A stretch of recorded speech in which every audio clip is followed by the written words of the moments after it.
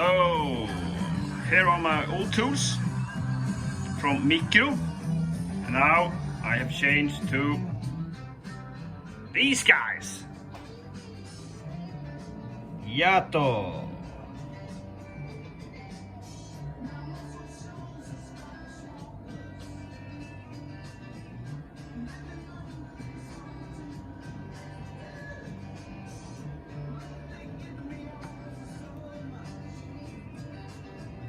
I bought them from Autodoc.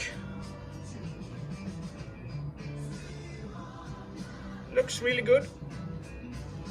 Here you can see part number.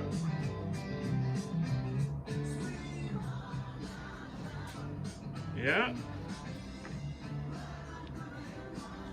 I'm gonna use these tools on this guy, the Alpha.